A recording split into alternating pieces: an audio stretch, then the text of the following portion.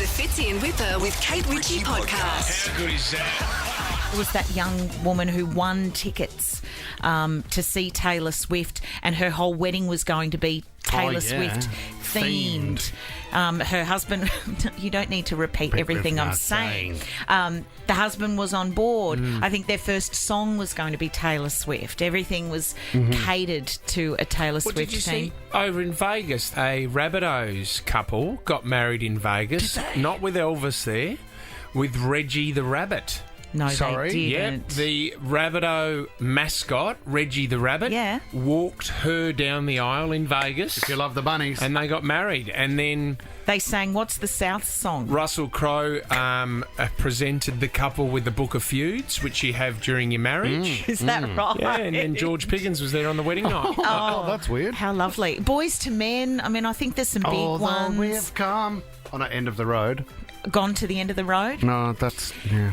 One of the big songs, though, I think, as far as wedding songs go, is the James Blunt You're Beautiful. Yeah, massive. You're beautiful. I mean, that part of the song is lovely. You're beautiful, I get it. You're beautiful. But it turns out, and I don't know whether I should have known this before, is that James Blunt's song is not a romantic song at all. In fact, he's actually come out and said that if you use this song, You're Beautiful, as a wedding song, that it is up after revealing its true meaning, because it's about a guy stalking somebody. On a train. Yeah, it's the guy singing, James Blunt, is looking at somebody else's girlfriend and kind of wishing that I'd love to have a crack at her. he could be with her.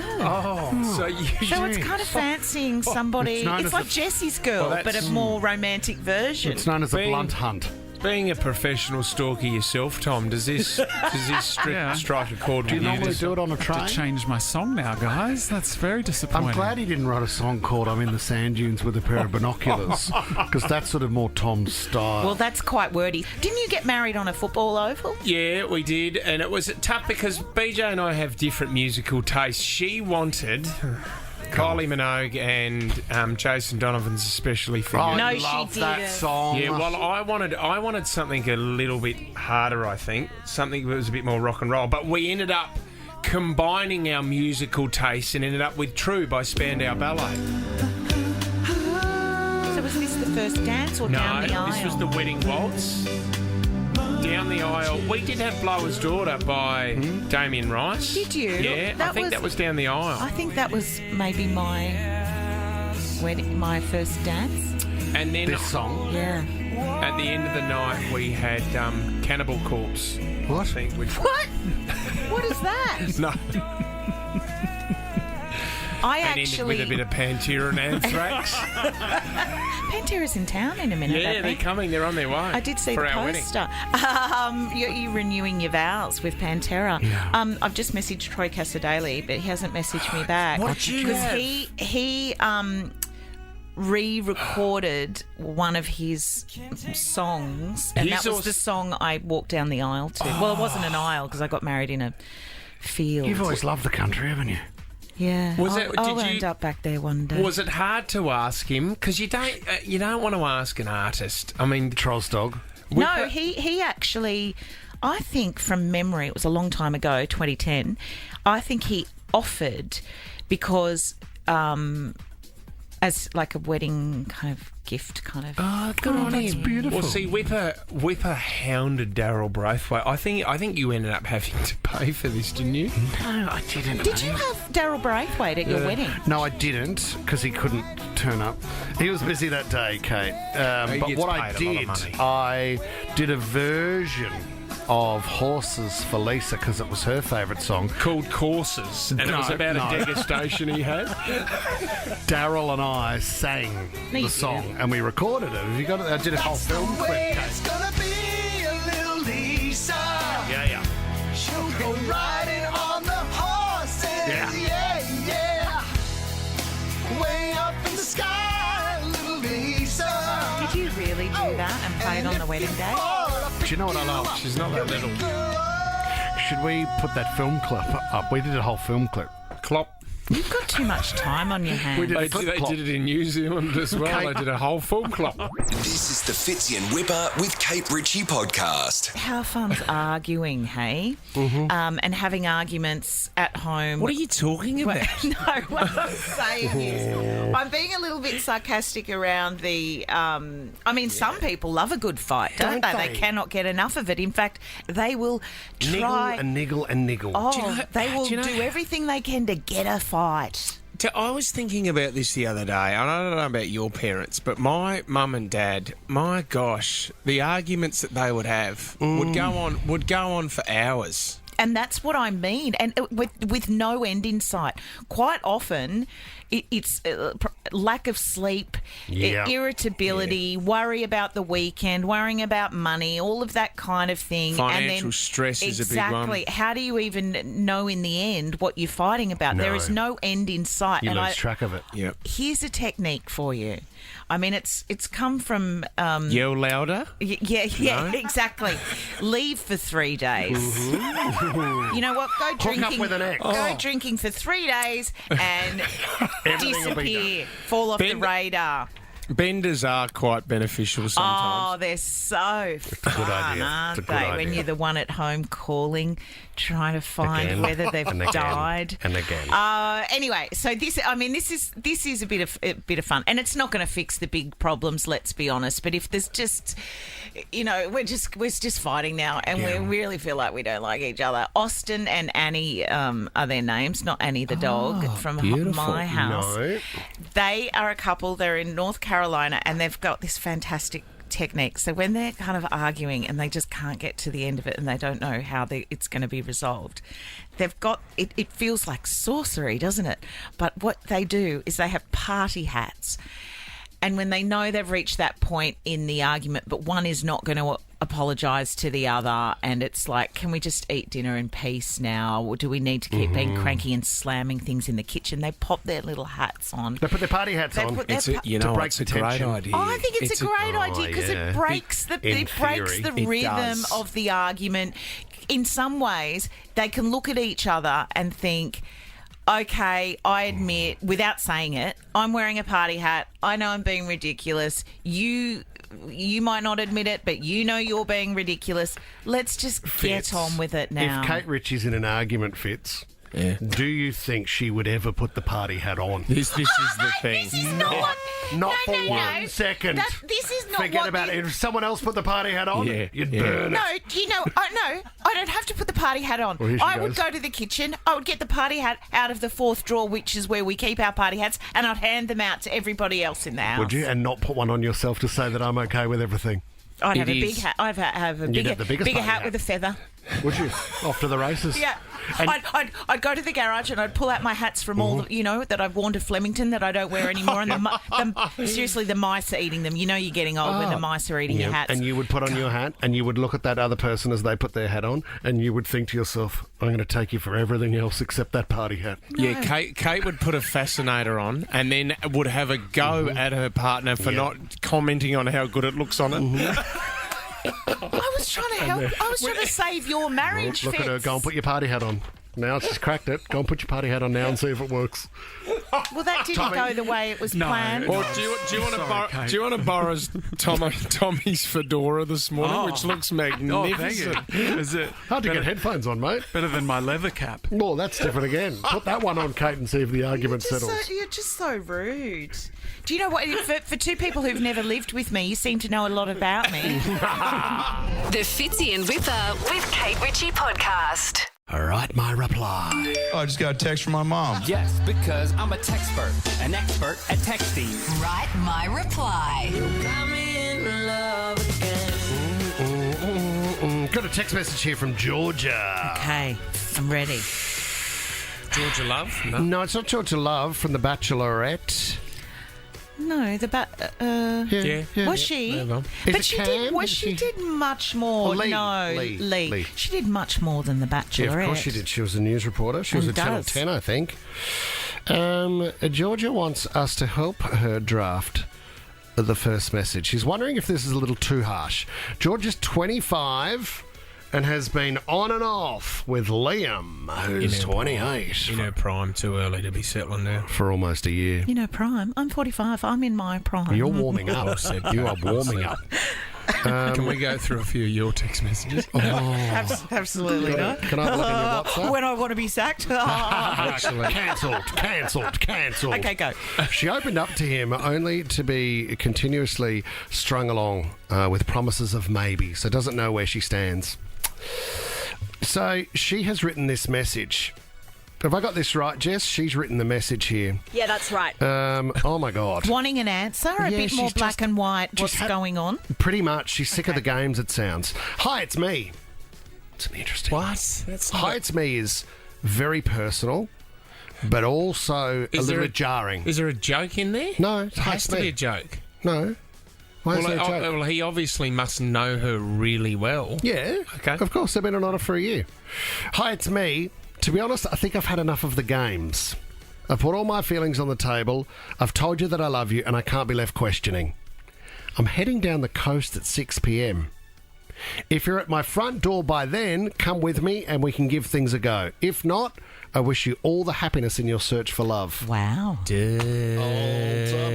Desperado. I don't think it is. I think... I don't think it's I'm desperate. going down the coast I've had at enough. 6 p.m. Be there if you want to come with me. Desperado. I don't think it's desperate at all. I think it's No, it's forcing not. his hand because she's...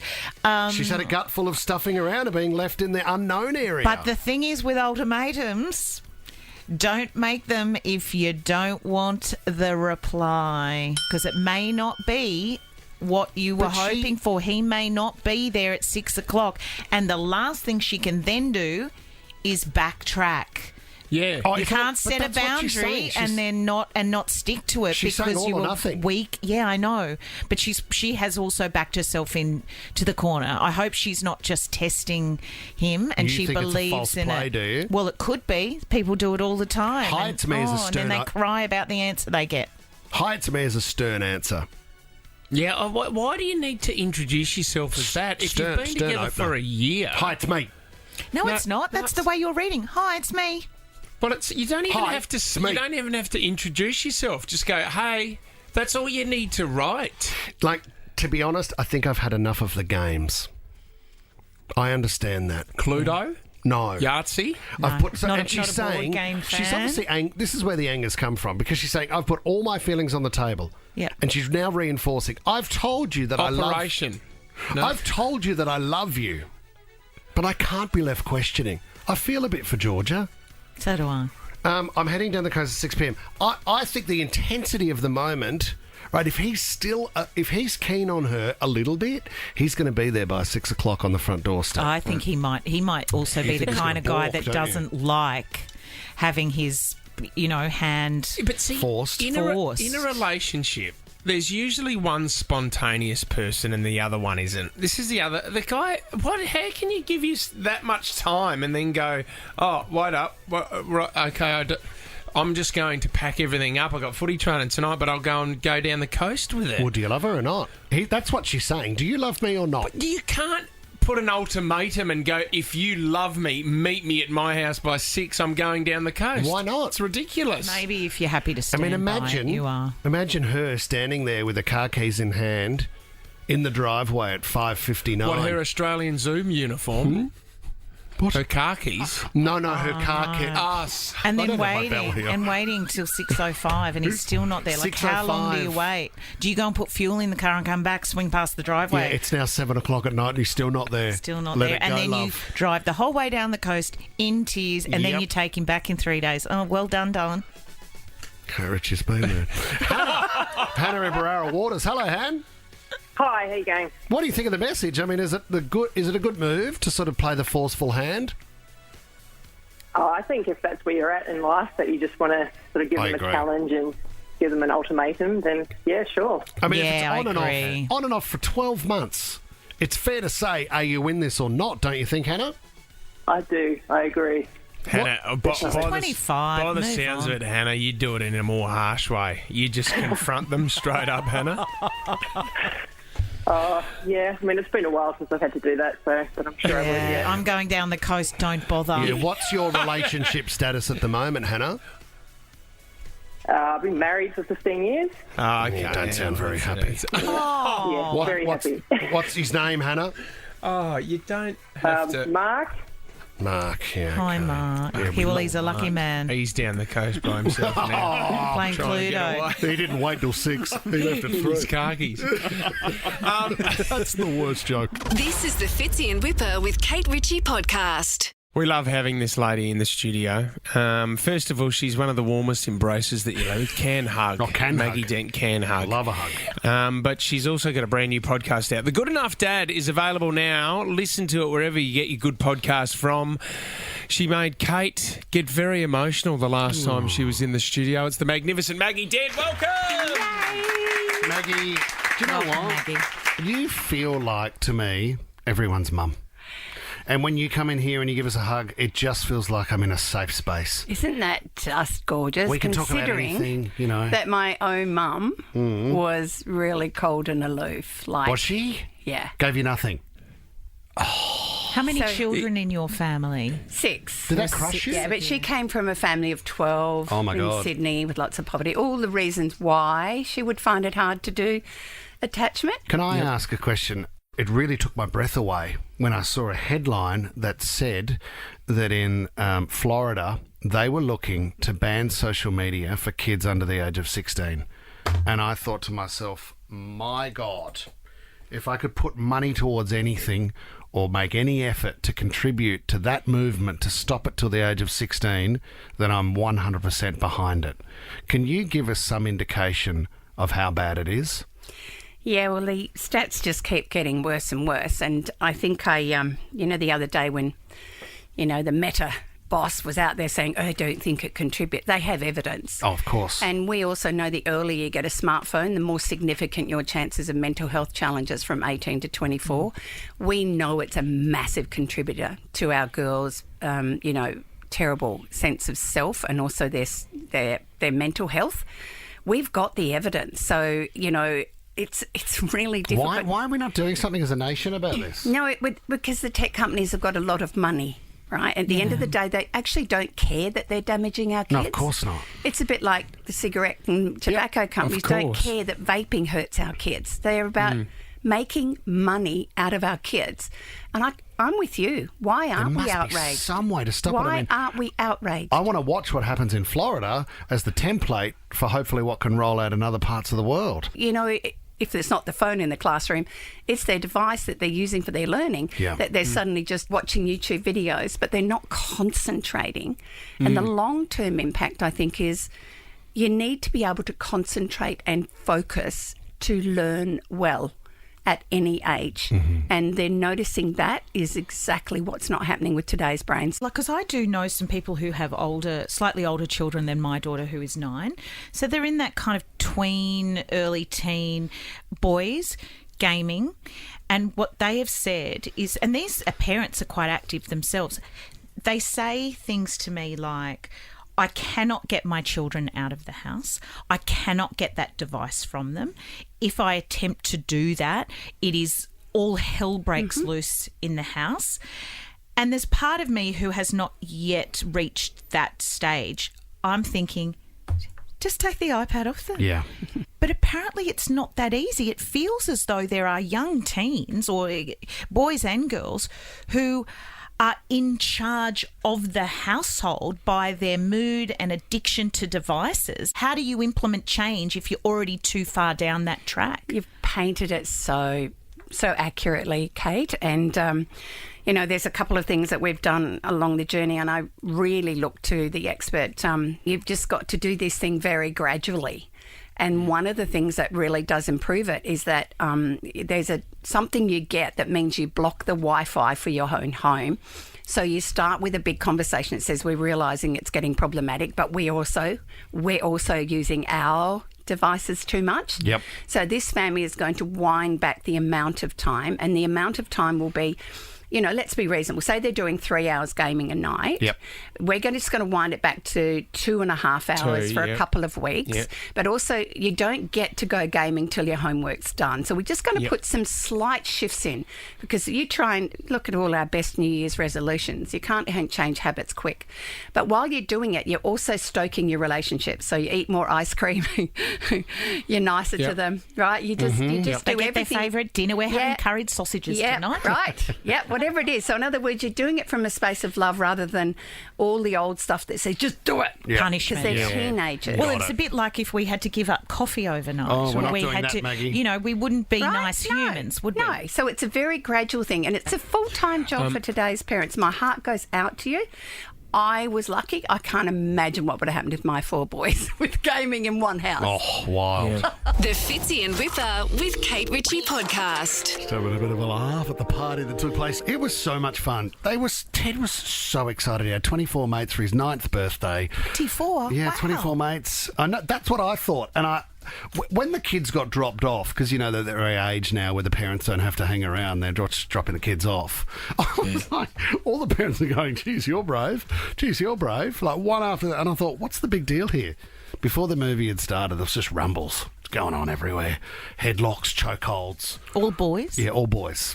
It's like And it's the Francesca. first day of a music festival, isn't it? Yeah, Like it everyone is. gets so excited. You don't even want to sit down and watch the movie. You just want to run amok with your mates. It's first night fever. That's what it is, Fitz. You've flown into Vegas and you're ready to go. And then you turn Beer up. pong? Yeah, beer pong was happening. No, they had a great candy bar set up. So here was the issue. They had sort of Coke on one side, Fanta on the other, and then all these lollies. So you could go and grab a cup, fill it full of lollies, grab yourself a drink and go and sit in your seat with popcorn. You would have been in heaven. Oh, my God. The kids didn't get a lolly. It's kind of mean to the children. Oh, it was awesome. That you feed them all these things and then expect them to be well behaved. Followed by a slider and a choc top. And did they like Basic Instinct? No, we didn't go with that. That was my choice. But the tape had been broken at that Sharon Stone part, unfortunately. They tried to stick it back together, but... So we went with Next Goal Wins, which is a Taika Waititi film. I love that Oh, movie. gosh, don't Google that if you can. What's that? Next Goal Wins. Next Goal Wins. So it was a soccer-themed party, and instead of doing party bags and lollies, we just handed out little footies at the end and things like that. Anyway, it was going well. The kids loved the movie, which was great. There was a bit of a rumble halfway through, which was disappointing. One kid, What do you mean, a fight? Yeah. Someone spilled happened? popcorn, and then one kid Did got you- up and tipped a Coke over the other one, threw it in his face, a large Coke. and I In was- his face? Yeah, drenched the poor kid. I was there dabbing his T-shirt down, trying to put a smile back on the poor kid's face. What were you dabbing the T-shirt with? Oh, just a towel that I'd got from Reese, one of the guys there, and Cara, who was helping out. Oh. Emergency towel, please, down the front. There was one stage Did you have to put your foot down? a little bit. Sit down. Oh. Did you really? A little bit. God, if I was a it that parent, I would not be happy with that. Well, Lisa was that told- loud? Was it that loud? Yeah. Like, don't talk yourself up now. If was you're that going loud. to talk about how you reprimanded other children, True- I want to know the level To the of... point where Lisa said, "Can you not do that because you're actually embarrassing Ted?" So it's Ted's party, and he's got to go to school with these kids. So It's a don't- tough one Yeah, it because is. this happens in the playground quite a bit as well. When you see another kid go over and maybe have a go at your child, Yeah. where do you draw the line? And for me, it's headlocks. I've Chokehold. learnt very quickly no more chokeholds, no more arm holds. just headlocks. No, but it is. It's other children. Yeah, I but do- if you see something really wrong, No, it just I wasn't suppose you've got to fair. go over. It wasn't fair. Yeah, I know, but the thing is, you might embarrass Ted in the moment, Yeah. but as a parent, like down the track, and I know they're not thinking about this, they will remember that Dad's got my back. Yeah, yeah. Do you know? And I hope they realise too that you're right, Kate. I'm the parent. I'm there to parent. Yeah. So I've got 24 of these kids, and are now my responsibility. So I've got to make sure everyone's happy at the party, and that's coming off the back of me calling a kid over at soccer at 4:30 the previous day to say, "Watch your language around the kids. You might know those bad words, but my kids don't need to hear it. So pull your head in, son." Oh, he's going a bit hard here. Get out of- I don't think it hurts. No, neither do I. You need a bit of... And look me in the eyes when you shake my hand. Do you say that to other people's children? Yeah. Oh, all I the don't know time. if you need to. Anyway. I think you do that to your own kid. Well, if they're not doing it already, then they're not being taught that. So let me parent from here on in. Oh, wow. I mean, thank God for you, hey? But you're right, Kate. But in turn, I don't get everything right. Now, I had one big job on the day. I was in charge of the ice cream cake. I said, honey, don't you worry about a thing. I'll organise the ice cream cake. What can I ask which one? Viennetta or did you go to Freddo? Freddo's always a...